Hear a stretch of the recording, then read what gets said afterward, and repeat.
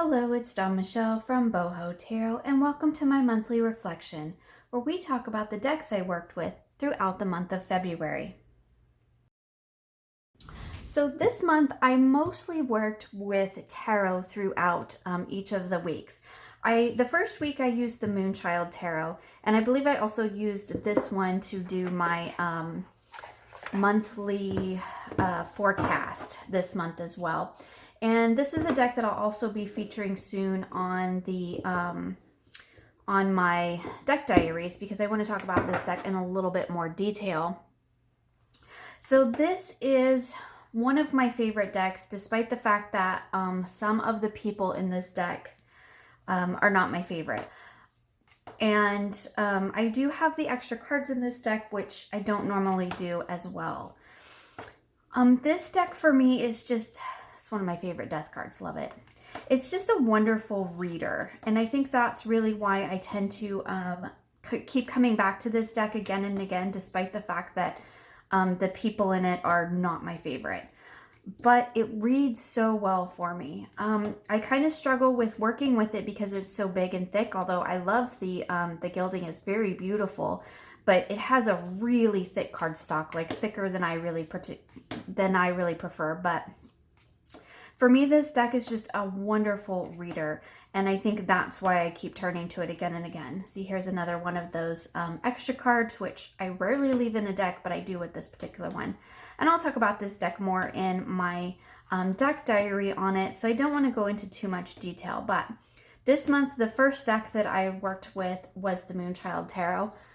And I did use, I think, the Sacred Creators Oracle. I pulled, I think, one card maybe into a reading.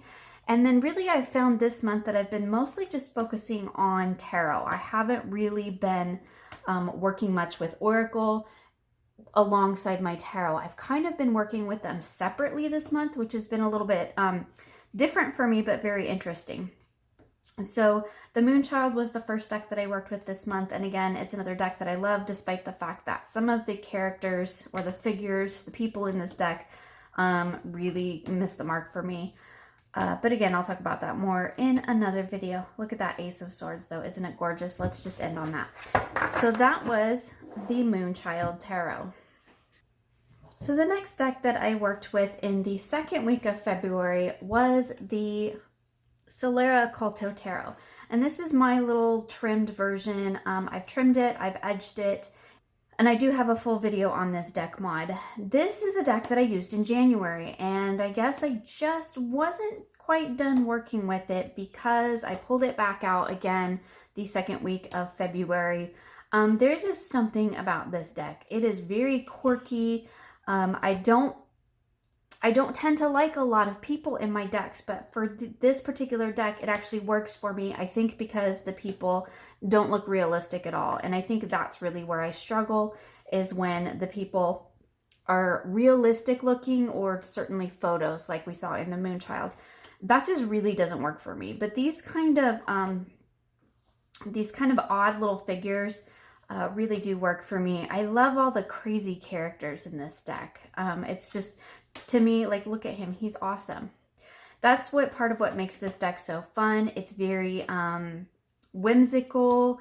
It has a really fun and unique energy to it, but it also does harken back to that sort of Rider-Waite-Smith. So you can, you know, see, as we see here, the Ten of Swords, so that you can pull in those associations if that's how you read tarot. I think it works really well for that. But it's also not so limiting that you can't work with it if you read in a little bit different style than the Golden Dawn. So it's just one of those decks that I just love it. I think that the imagery is great. I love the color palette. I talked about it a lot, I think, last month. So that's pretty much all I'm going to say about it this month. But it's one that it just, you know, I keep coming back to it. I might keep coming back to it again throughout March. It's just one that I'm really enjoying working with. And I love the energy of it, and it gives me great readings. So that's the Solera Oculto Tarot. So in the third week of, I almost said November. In the third week of February, I don't know why I said November. We are so far from November. I worked with the Ember and Aura Tarot, and this is a new deck for me. This is one of the decks that I kind of caved on my depth year. Although I don't want to say caved because I'm not on a no buy year, I'm on a low buy year. And this is one that has been on my wish list for a really long time. The creator had a sale, so I went ahead and purchased it.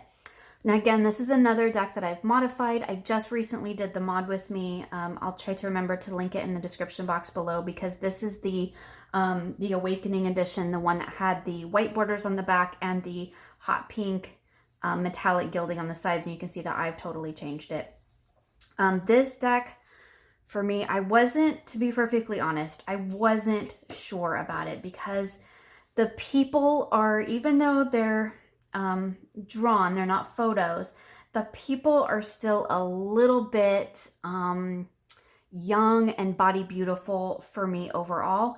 But then we have cards like this that just really kind of, you know, touch my heart, and I just absolutely love it.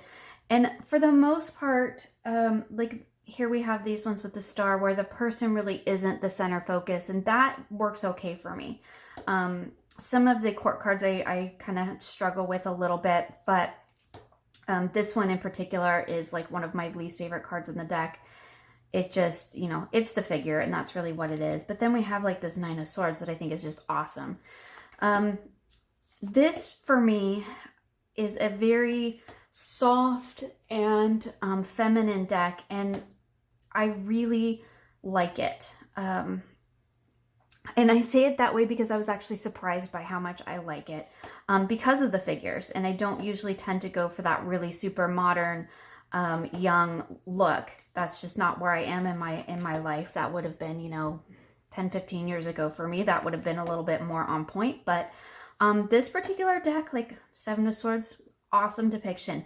That's what it is about this deck. I love the artist's interpretation of the cards of the tarot, and that's really what draws me in. And I love the color palette is so soft and inviting. This I think is my favorite card in the deck. The Seven of Coins with all the sunflowers is so beautiful. And I do really like the Sage of Coins. We do have some figures that look like they might be a little bit older, but it's just one of those decks that despite the figures, I guess, you know, despite this young, modern, body beautiful look that most of these figures have, I do find that it reads really beautifully, and it's a very nurturing and soft deck, and I really enjoyed working with it. And it's one that, you know, I'm going to be honest, it totally surprised me, because I really didn't know that I was going to like it.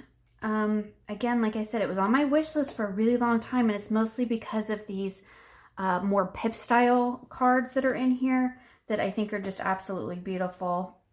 Like, I love this Three of Swords. It's very simple, but it's very powerful, and it's not the traditional Three Swords in the Heart, which, you know, is not the way that I read the Three of Swords. But anyway, and even like this Ten of Coins, even though, again, she's super young and fit and thin and all of that, it's so cute. And I love the trees. I think that's really what draws me into this deck. All the trees and the soft florals that are in here, and the color palette's really beautiful. Look at that Ace of Coins. And I want to find my second favorite card. Maybe it is my favorite card. We're going to end up looking through the whole deck at this point. Here it is. This Hermit. This Hermit is one of the cards that really sold me on this deck. I absolutely love this Hermit. She's older, she's wiser. I love the little eye on the top of her staff as she's in this cave, in this kind of cocoon, even though the wind is blowing and it's, you know, kind of chaotic outside. She's in this really wonderful, calm, centered state. And I just think that that's an absolutely beautiful representation of the Hermit. So anyway, that has been a wonderful surprise for me this month. I liked it a whole lot better after I trimmed it, just to be perfectly honest. It was tactilely more easier to work with, and it also gave the deck a much softer feel overall, both tactilely and in the way that it's visually presented, because chopping off the borders and making it a little bit smaller kind of made it more close in and a little bit more intimate, which I talked about in the mod.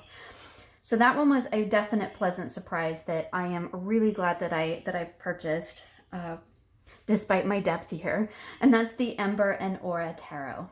Now the deck that I worked with in the last week of February, so this last week, is the Field Tarot. And this isn't one that I was planning on working with this month, but I thought for one, it kind of fit the overall vibe I had going on for my decks for the month. I do kind of like to have my decks sort of have a cohesive theme.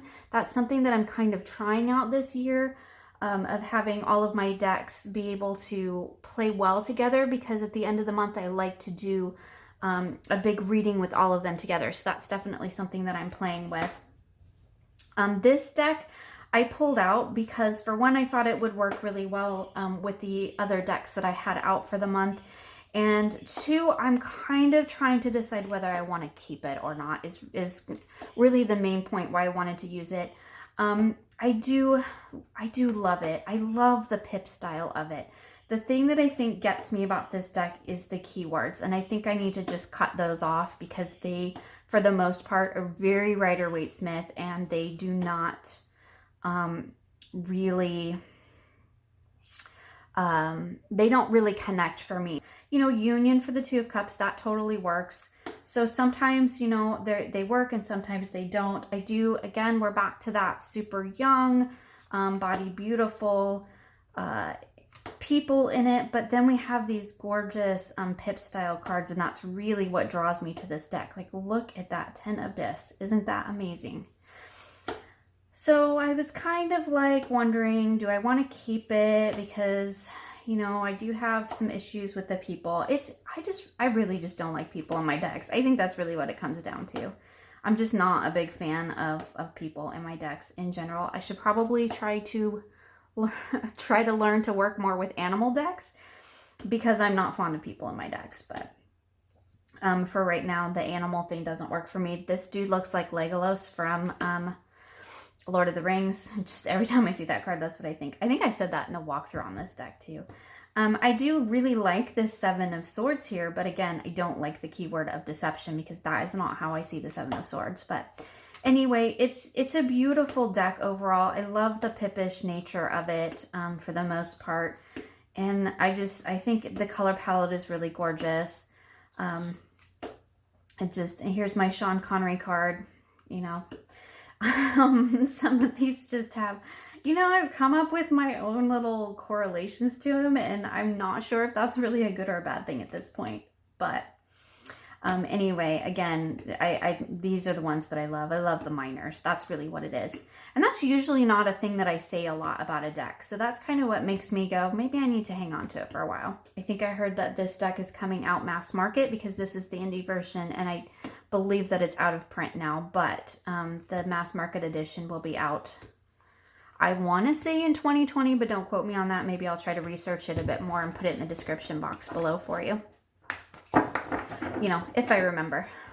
So that is the Field Tarot. So before we move on to some of the oracles that I worked with this month, I do want to just mention briefly about a couple more tarot decks that I worked with this month. And I really am just going to mention them briefly because I do work with them almost every month. This is my little pocket Llewellyn. I know you guys have seen this a million times. I have a deck diary video on this. This I actually used for a tarot challenge this month, which is not something that I usually use this deck for.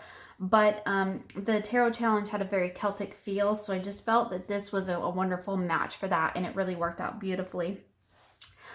For my Tarot by the Moon reading, so I follow Ethany's Tarot by the Moon guide. I have been using my Dark Goddess Tarot, and this, again, I'm just going to show these real quick because these will be ones that we see every month, so I'm not going to do full big walkthroughs of them. I do believe I have a walkthrough of this deck on my channel, or an unboxing or something like this, but basically I use this deck as I pull one card for my energy for that moon cycle, and then I actually use the Dark Days Tarot here, which is another one of my favorite decks, to do my actual reading, you know, following Ethany's Tarot by the Moon. What is going on here? Sorry, some of the cards are upside down. And this one is a square deck, so my cards are turned all kinds of different ways because, you know, I just let them kind of go wherever they want. But I adore the artwork in this deck. This creator is coming out with a new deck sometime, I think, later this year. That one's on my list to, you know, is okay to break my, or to bend my low buy deck year for, because that's one that I've been waiting for quite some time, and it's actually going to be in color, so that one's going to be really interesting. So those are the other 3 tarot decks that I use this month. Again, these 2 I use every month for my Tarot by the Moon readings, and then my little Llewellyn gets used, you know, all the time for all kinds of things because I love it. And just a couple more decks, and I said we were going to talk about oracles, which we are here, but I also use my Guardian Angel. This is a tarot deck, but I don't use it like a tarot deck. I use it as if it's an oracle. So it really didn't occur to me to pull it into the tarot section of this video, but this is a deck that, like I said, I use as an oracle, and it's one I've shown many times on my channel. I've done a mod on it, so I cut off all the gold gilding and I edged it in all these colors. And this is one of those decks that I kind of call this my self-care deck. This is the deck that I pull when I just kind of need a loving message, and this deck is wonderful for that. I do not read it like a tarot. I read it like it's an oracle, so I really don't pay a ton of attention to the titles. I more focus on the message in the cards, which is kind of funny because generally I really dislike large chunks of text on my oracle decks and generally end up giving those away. But for this particular deck, it really works for me. And there's just something very comforting and reassuring about this deck. And so it's one that I tend to pull whenever I need a self-care message. I don't do full readings with it or anything like that. I just pull one card and I sit with the message. Sometimes I journal about it. Sometimes I just let it be a message that I just need to hear right then and there.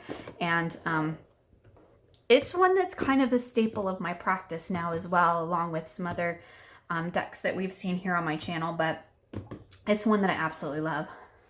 So a deck that I recently got in at the end of 2019 is the Daivas of Creation. And this is another oracle deck that I am working with very mindfully, very intentionally.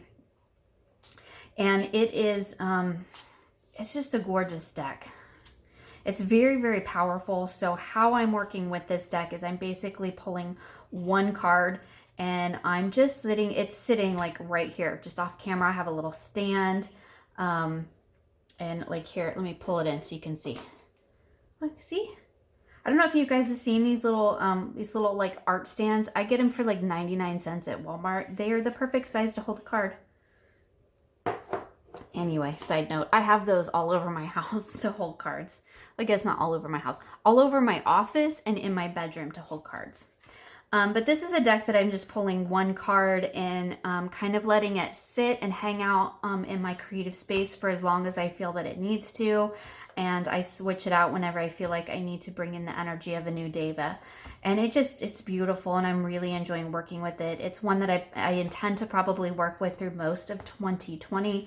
The creator, Scylla Conway, has another Daiva's deck that she's working on. I think it's a Daiva's deck. And you can check out the Facebook group for more information. But I've been following that one too, and I think I'm gonna have to get that one because this has been really a wonderful deck. So another deck that I just really want to quick show is the Plant Spirit Oracle, and this is the new one by Dana O'Driscoll, who is the creator of the Tarot of the Trees. And I'm just in love with this deck. I really haven't used it for readings yet. What I've been doing is pulling one card. I don't know what's going on with the box. Look at the box. Isn't the box awesome?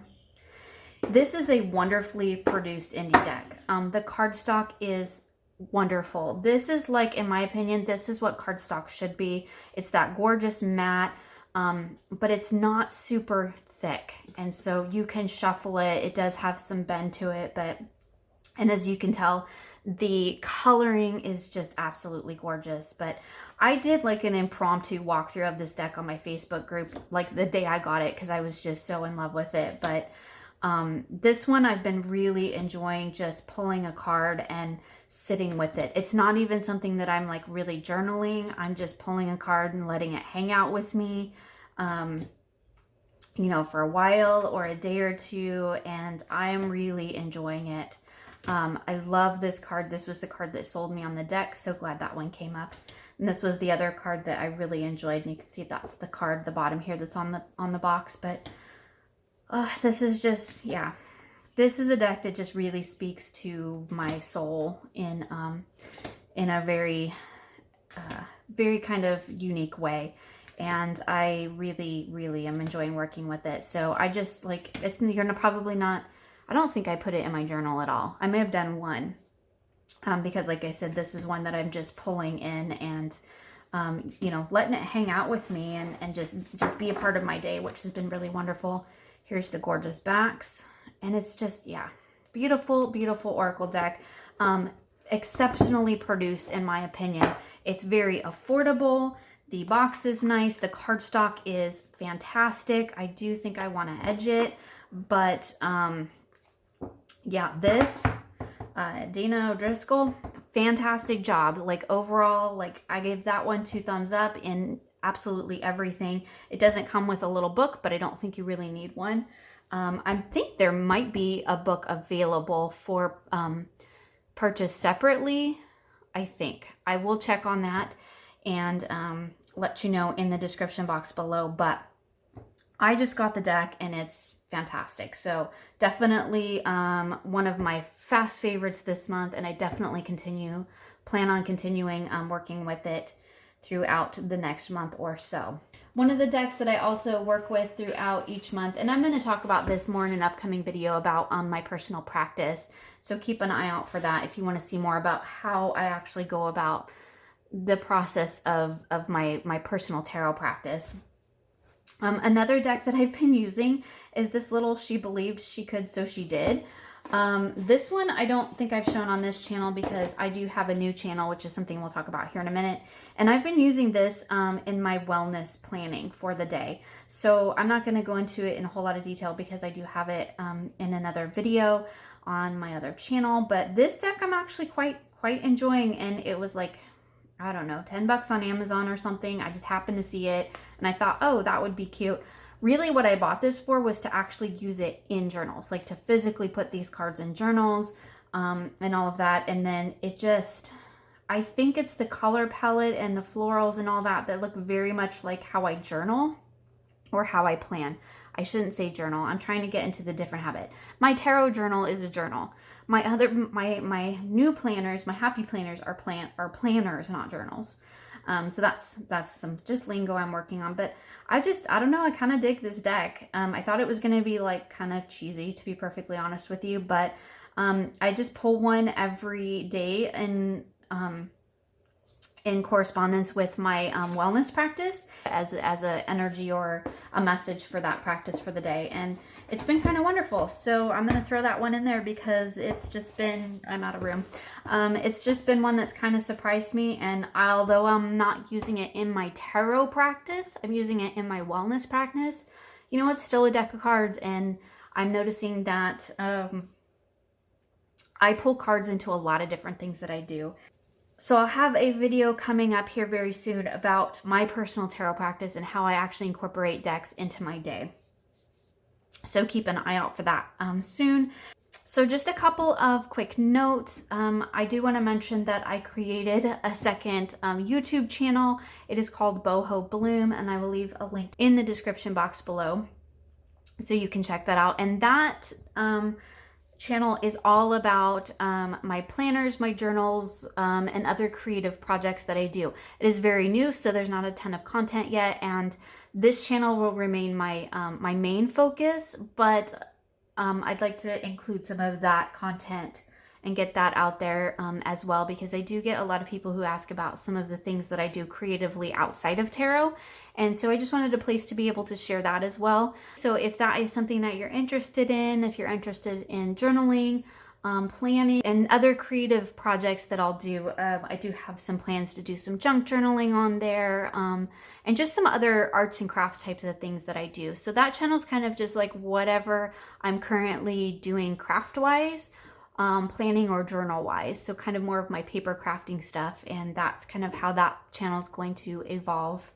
I do believe. So the last thing that I want to note is that I do have some deck bags that are available. I did not do a video for it because I'm going to be perfectly honest with you, I didn't have the time to make a whole video about the new products that I have in my shop, which is mostly just some deck bags, and I think I have some journals as well. So if those are things that you're interested in, or you've been keeping an eye out for more of my deck bags to become available, I do have a small selection of them for sale on my website.